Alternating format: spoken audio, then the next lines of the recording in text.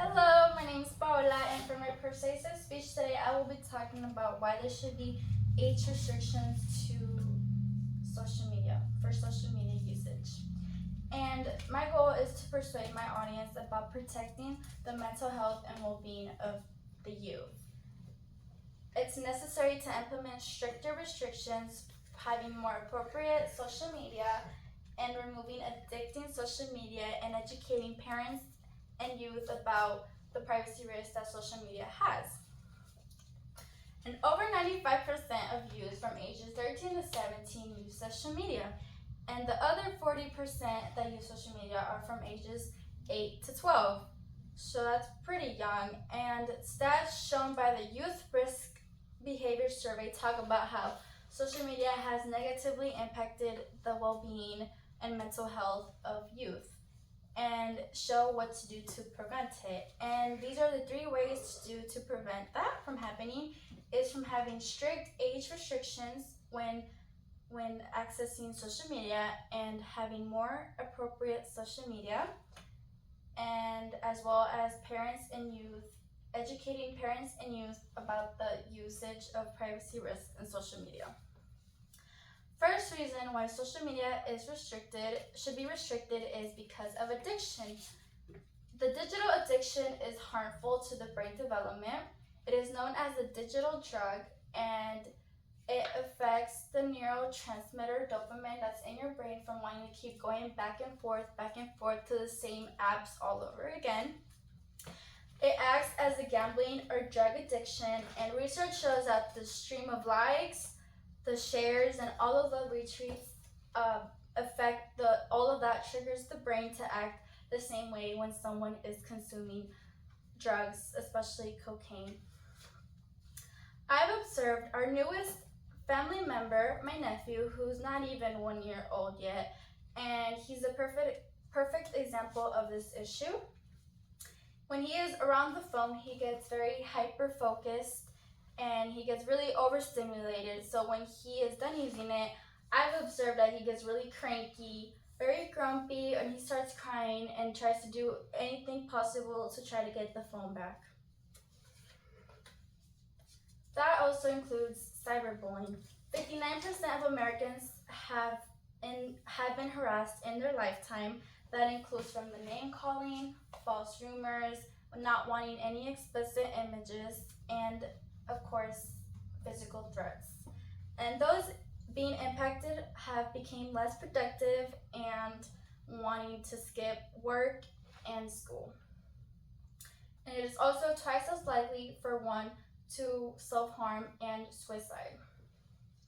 Those that were harassed online, it carries on to your offline life. Stats show that 29% of boys and 57% of girls feel lonely and hopeless.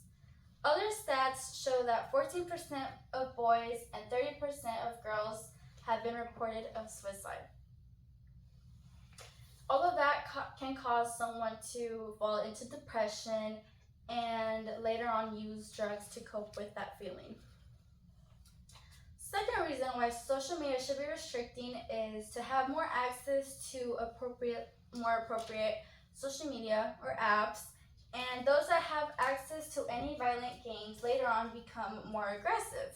A study shows that parents with boys from ages 8 to 18 that play those violent games later after playing those games start destroying things.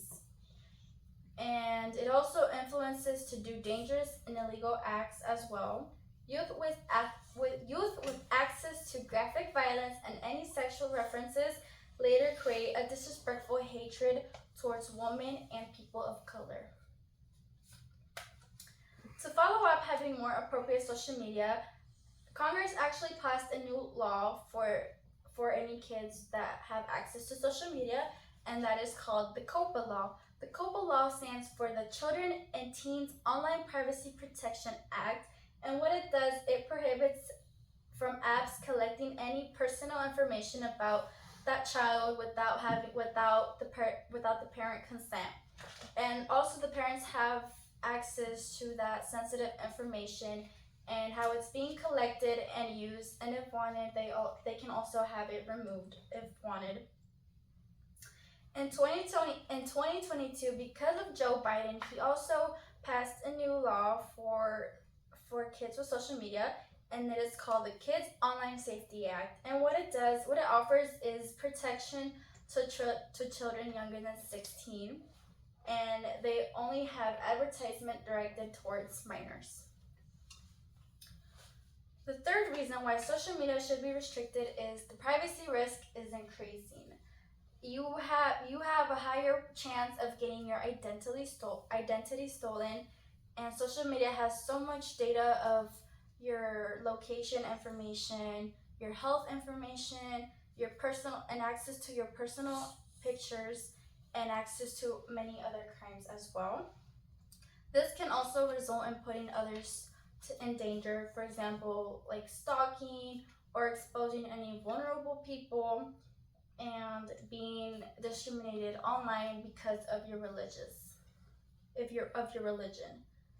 But it is also important to keep in mind to be careful with what you post online, because it can affect your future and decrease your chances of getting hired in any business, and it can also get your insurance denied as well. Another reason is social media has a lot of access and influence into our lives, and an organization called EPIC, which stands for the Electronic Privacy Information Center, says that social companies gather all that sensitive information about one's activities, interests, and political and purchasing habits, and collect all of that data that is being used and engage it to other users and sell advertisements of your interest.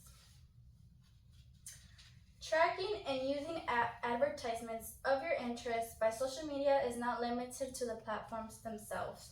For example, Facebook uses a hard-to-detect tracking techniques to follow you across the many websites that you go on, and if you click out of those websites, you still get affected by that data being collected. In conclusion, I believe that social media continues to have a negative impact to the younger audiences. And in my opinion, there are 3 reasons why they should restrict age limited on social media usage. Parents and everyone in society being affected should set boundaries and create a healthier environment for everyone else. Thank you.